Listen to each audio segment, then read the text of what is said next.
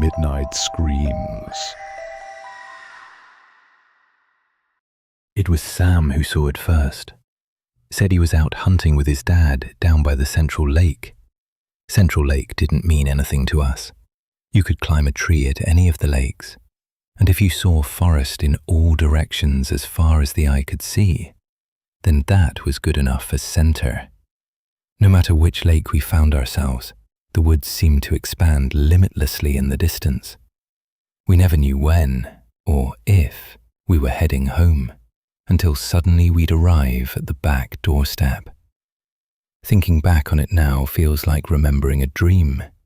Walking aimlessly, tripping over roots and dilapidated rubble among a cave of unrelenting greenery, my memory jumps instantly to blinding sun and the sound of stuttering sprinklers. Sam's dad led him through the woods, a rifle slung around his shoulder and a torch in hand. Wasn't unlike any other hunting trip Sam had told us about. They'd walk for a couple hours with little to no conversation. They'd spot a deer and Sam would be passed the torch. Was told to keep it steady, and with trembling hands, Sam would blind the deer with its beam long enough for his dad to take aim and fire.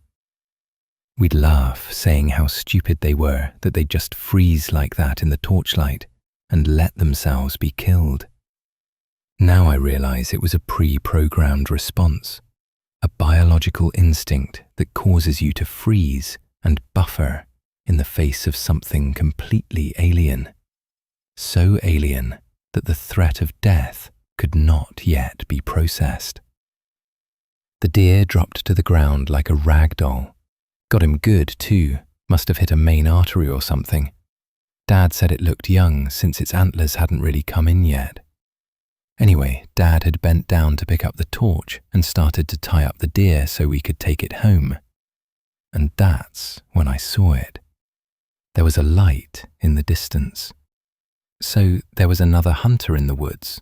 Sam rolled his eyes. Come on, man. Do you think I'd be telling you this if it was? It was only for a few seconds, but as my dad was working, I saw a bluish light in the distance move along the tree line and disappear. It wasn't elongated like a torchlight. It was kind of like a ball. Yeah, a ball of light that didn't jostle like it was being held by someone. It was smooth, gliding almost, and then gone. Sam was clearly more impressed with the story than the rest of us as we all swiftly moved on to better conversation. No, seriously guys, I'm not lying. Unauthorized? We didn't say you were, it's just not interesting, Tom said, laughing. Spouted and slunk back down in his chair. Tom turned to me, smirking, and I shook my head. Finn cleared his throat awkwardly and raised his hand slightly. I saw something like that too. Finn, dude, you never told me you went hunting too. I don't. Sam squinted confused. I ran away from home a few nights ago. Finn's parents, as I've come to realize now, weren't his biological parents. Finn was fostered. The parents he found himself with were clearly of the latter variety of foster care. Parents who saw childcare more as a wage than a responsibility. We used to call Finn Peach on the account of his bruises and would tease him that we weren't even being that rough when we played. After what happened, I never saw Finn again until around college, huddled round a pipe on his side with a man wiping sick from his mouth. I left through the back door and ran into the woods. Thought I'd be caught more easily if I took the streets.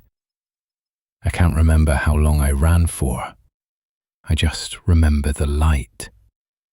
His legs pumping like pistons, he took off through the woods, jumping over fallen trees and smashing through branches. Said he didn't have a direction in mind and was only thinking away. He told us about the squelching under his boots, and how he had a wind-up torch that he'd have to crank to see anything.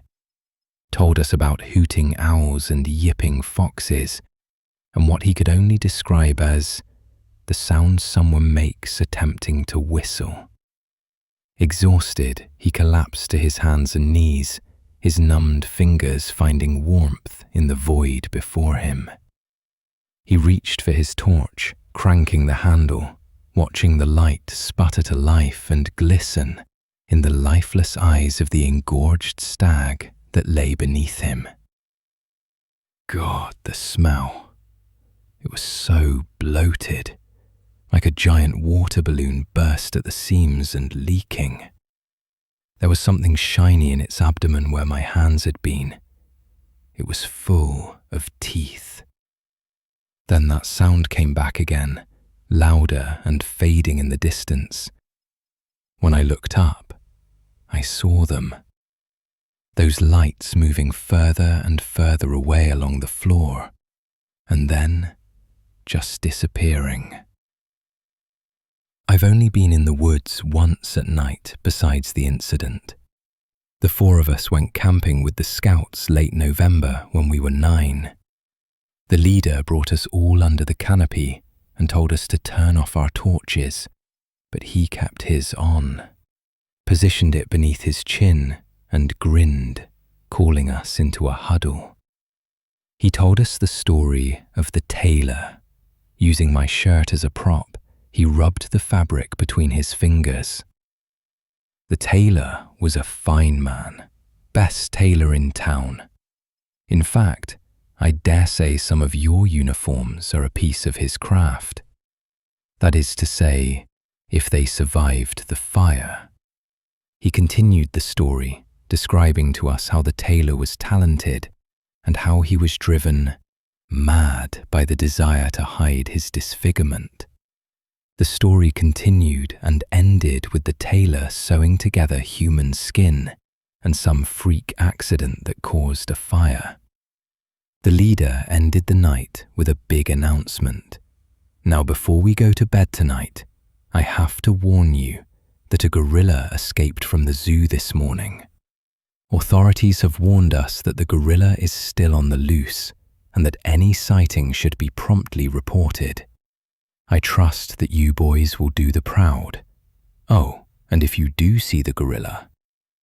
The tent was shaken furiously with a series of grunts, causing us all to scream in terror. The scouts closer to the zip fled out into the dark, their torches the only thing resembling them as being one of us, as their body was engulfed by the night. The four of us took chase after the gorilla in a battle cry, waving our torches around like police batons. The other scouts shouldering our platoon. We were disappointed to discover the gorilla was just Scout Leader Blue in a suit. 3 of the scouts didn't make it back to camp. A search party was called that lasted the entire week. Some of the scouts said they saw lights heading towards the right of the tent instead of the left after the gorilla. They must be really fast. I was a person behind them, and as soon as I made it out, they were just a small light in the distance. It disappeared before I could reach them, so I doubled back towards camp. Only one of the scouts was found. Frostbite in his hands and feet. He said something about a tree whispering. Tom told us he wasn't allowed back at the scouts. I forgot my sleeping bag, so I went and saw one of the leaders, and we shared. I can't believe my dad would ban me just for forgetting something like that. We all stopped going after Tom left. Tom looked up at Finn after he finished telling his story. Yeah, right. I'm not saying you have to believe me. I don't know, Tom. Finn doesn't really lie about these things, I said, patting Finn on the shoulder. These things? You mean things like a deer full of teeth? Come on, Jake. You must not be hearing him right. Punishments, leave off, will ya? I think Peach isn't tender enough to be hurt by a few words. I mean, seriously, we've been in those woods for our entire lives, and we've never seen anything like that. I saw a two-headed rabbit hunting with my dad. Yeah, Sam, and you've also seen a UFO, and Bigfoot, and Mothman. Kindergarten, okay, I admit it. I didn't see Bigfoot, but I did see a weird light in the woods. Like, seriously, X-Files type stuff. Cledged, guys, calm down. There's only one way we can settle this. We'll go to the woods tonight and find those lights, I said, palms on the table, like a businessman closing a deal. My parents won't let me, Tom mumbled. Flooring. Mine don't care, Finn remarked. Bilingual, Sam said, grinning. Have they actually stopped you leaving the house before? No. So what's stopping you? Bishops. Easier to ask for forgiveness than it is for permission. With that, Tom nodded and knocked me on the shoulder. All right, let's do it. Peach, we'll be in the woods behind your house by 9 p.m. We'll click our torches on and off 3 times, so you know it's us. Me and Tom reached the woods behind Finn's at 8:50 p.m. We didn't talk much. Tom stood there, shuffling his feet and stroking his arms nervously. He should have stayed him. The woods at night changed entirely. It felt like we had stepped onto an alien planet, one void of light and stinking of damp and musk. Air was humid like that of a rainforest, though the ground was dry. I could feel it under my boot crumbling beneath my weight. I didn't need a light to confirm it. The insistent drone of the motorway lingered among the ambience, reminding us we were still at home. Jake came up from behind, startling us with a snapping branch and a clinking shoulder. What's that? It's my dad's gun. Really? What do we need that for? You haven't been in these woods like I have, Jake. There's monsters everywhere. Most of them ones you've dreamt, Tom said, smirking. Clearly at ease now. By 9 p.m, we all took out our torches and gave Finn the signal, who, upon the first light, sprinted out before we could even finish. From Finn's, we set off walking straight, thinking that as long as we didn't make any turns, we could easily find our way home by simply turning around. Logic is equally alien to this place as light. Several hours of walking amounted to nothing but brief arguments and reminiscent stories, but largely silence. We'd whisper rather than talk. Whenever I'd speak, I would be overcome with a powerful sensation, as if my words were trespassing in bounded air. Even the owls soundlessly mumbled, their pupils shrank against the torch, but their beaks were clearly in conversation. The drone of the motorway had long since passed, and light pollution a distant memory against a star-filled sky. This felt central to me. Finn caught me by the shoulder and motioned with his hand to listen. It sounded like someone trying to whistle. A half-shrieking sound. Air in movement, but staggering. Erratic without direction. We rounded a boulder, coming to the bank of a lake. Glowing beneath the moonlight, its glistening ripples crashed against the earth, licking our shoes. Sam bounded up to me, pointing to where he had seen the light. and pointed out a patch of dried blood from him and his dad, identifying this as the lake from his story. We rounded the lake towards the head, taking note of some water striders that danced aimlessly towards the gaping mouth of a frog or fish. Aimless in themselves, but a name for larger things. The soft lull of crashing waves ceased in sound, and if one of us did talk, neither of us could say if we heard it. The sound grew in intensity as we stood our ground facing the abyssal forest. Then suddenly, light? A flash of blue from a den in the earth, and just as quickly as it appeared, it dove and disappeared, the sound abruptly dying. Finn smiled, raising his eyebrows at Tom, whose jaw was agape. Finn mouthed, maybe said, "Told you so," and Tom crossed his arms in a pout. A gut-wrenching shriek shattered the air, a horrendous orchestra of deep, bellowing devastation in crescendo with snorts of intense excitement.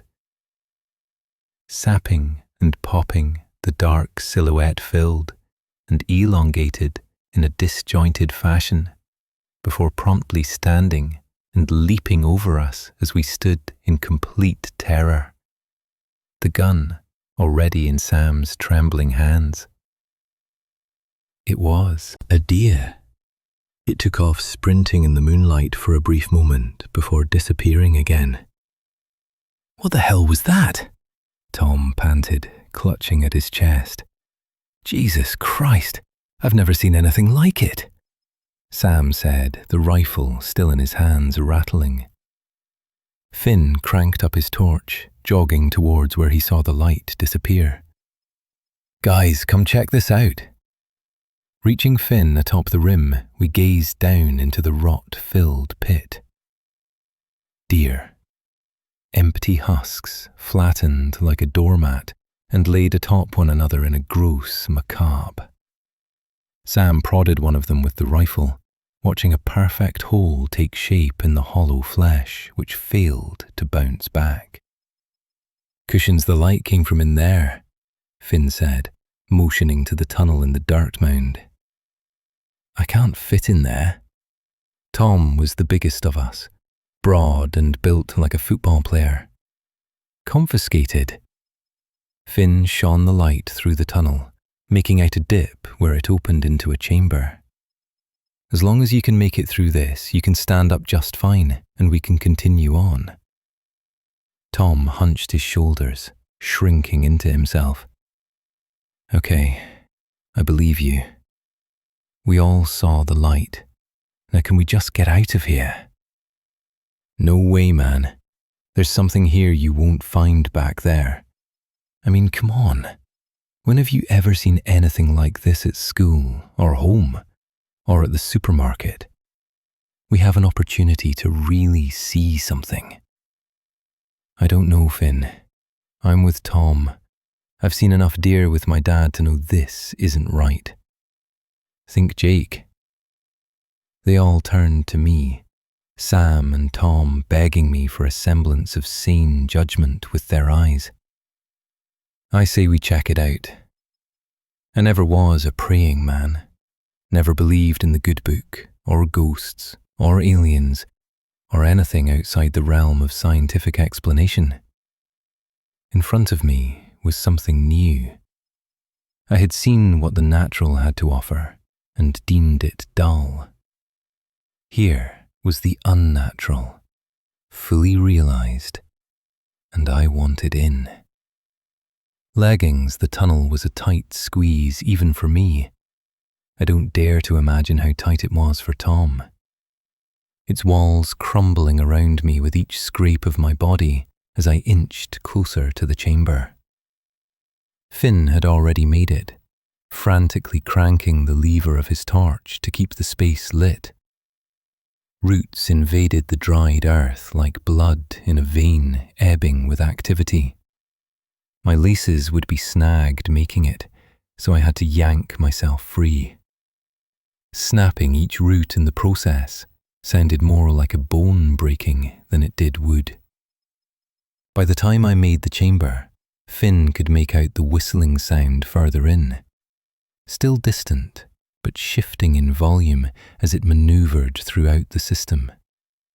Finn clutched my hands, his torch going out in the process, and dragged me through into the chamber.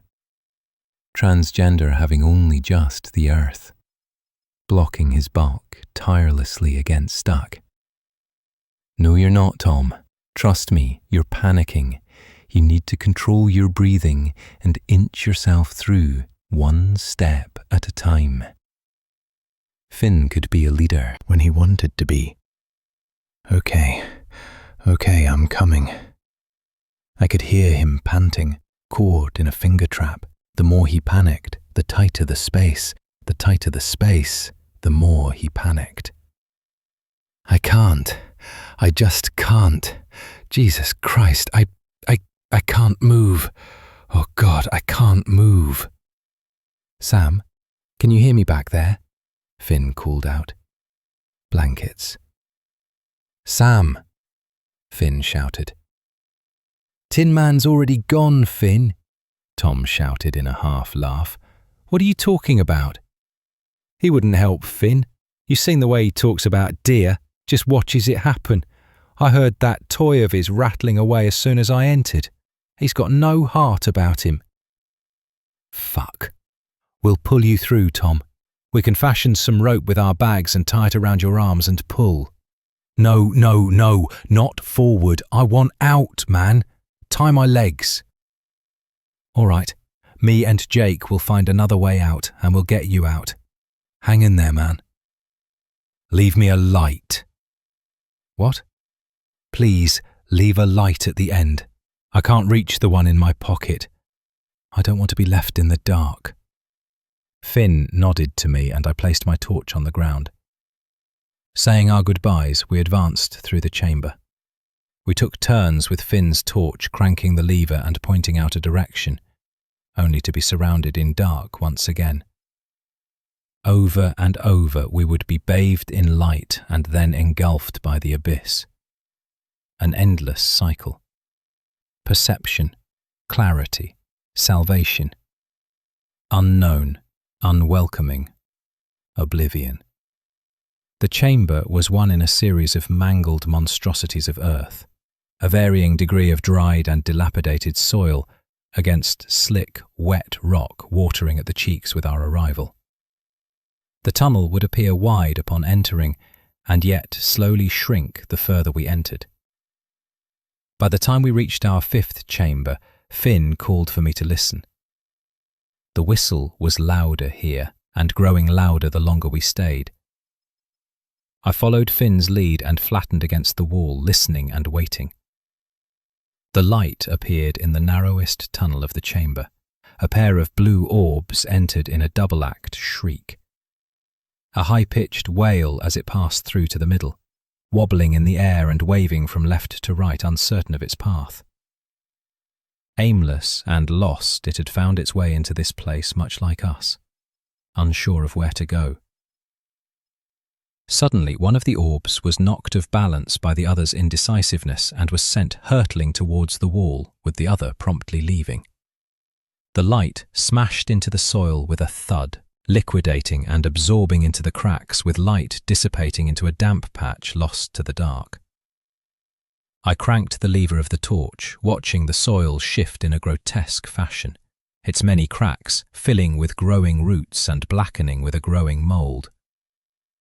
The mould grew in depth and width, a dizzying pattern decorating its mass with the veins complementing its visage in the outline of eyes, cheeks and a mouth.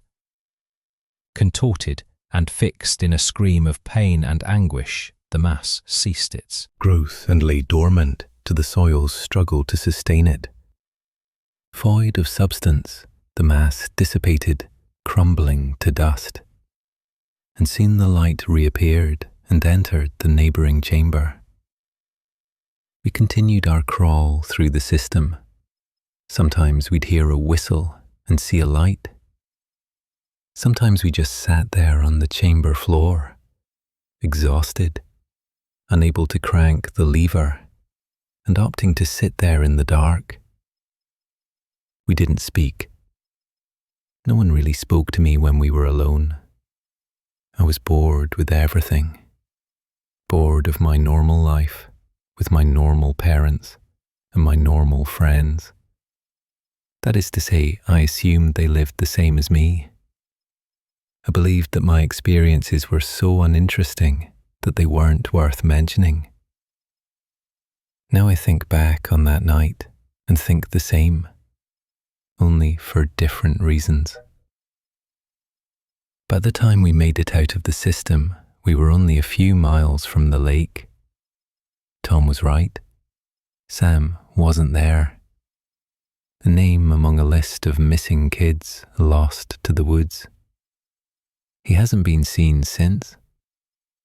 An orchestra of screams echoed from across the lake.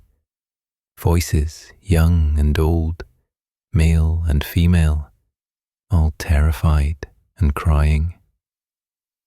Me and Finn darted along the bank towards the tunnel, my legs aching like they were filled with ants biting me with the build-up of lactic acid. I stumbled only to be lifted back up by Finn, still sprinting towards the tunnel. The sound was indescribable. The crunch of bones, the pop of joints, the leaking of blood, the cries of generations lost in a system in search of a husk. The crank of the torch whipped rapidly round and round, the light jolting to life and invading the tunnel. Filled in all the way to the entrance, a mangle of legs and arms, 6-fingered hands and double-footed legs, eyes large and small, wide and tall, leaking pools of tears and blood, pus-filled blisters, bursting and oozing toxic bile across the mass, leaving it red and raw, smelling of rot and spoiled meat, like sewage, like the smell of history embodied in a vessel. The eyes blinked, some slowly and some sideways, squinting against the light. An entanglement of lips and chins, smooth and cleft, bursting with insurmountable gums and disarrayed teeth. Cavernous, smooth, cracked and cavitied, yellow, white, grey and black, projecting a waterfall of sour vomit into the pit of deer. My legs shaking, buckled with exhaustion as I crashed to my knees, losing my grip on the torch. I could hear Finn next to me crying, the beat of his heart growing rapid, as if about to burst, before I heard the squelch of his boots against the riverbank, running away. I propped myself onto my hands, staring at the dark, silhouetted void, their cries growing louder and louder into ungodly wails. A loud, wet pop erupted from within, muffled against the mass, causing a wave of groans from within, rising in volume as it passed beneath each segment, breaking its way through the monstrosity. It burst from the growth like a bullet from a gun towards me. I dove frantically as the light whizzed past my shoulder into the night sky. My heart racing, my trembling hands searched for the torch. The sound rooted me to the forest floor in a grovel before the mass. I couldn't move, couldn't think, couldn't even dare to look away from the mud-caked ground beneath me. Then suddenly, just as it had begun, it suddenly stopped. I lay there panting and waiting as the lights erupted from the vessel and into the pit. Waves upon waves of deer scattering from within, hitting me with their hooves as they passed. I walked the woods aimlessly, without direction, long after the sun had risen. Hitting a tree and budding off of it into another direction, I walked, half drunk and delirious, through the cave of greenery until the sanctuary of my back door came into sight. Upon examining myself, I found a small eye in the middle of my right shoulder. Bloodshot, its pupil danced against the bathroom light, and then the torch of the doctor. It had formed a close network of my blood vessels. Removal was impossible. For a long time, I believed it was intelligent. It would close almost in sleep at night and cry against my shirt at certain phrases. I tried that alphabet thing that's used with paralyzed patients. Blink once when I arrive on a letter you want. Nonsense. Couldn't even string together a word. All of that seems incomparable to Tom, my sweet friend. I shouldn't have pushed him. I shouldn't have suggested we look for the lights. If somehow you're reading this and your light has found the husk of a person somewhere, I'm sorry. I'm so sorry. God, words can't even begin to describe the guilt I feel around your death. About how I couldn't find the tunnel again with the police. I'm sorry that I can't pull myself together even for your sake. I'm sorry that the life I live in your name is one of drink. I only pray that you have found something better than this. The eye on my shoulder has been reading along as I write, and now it has even begun to cry.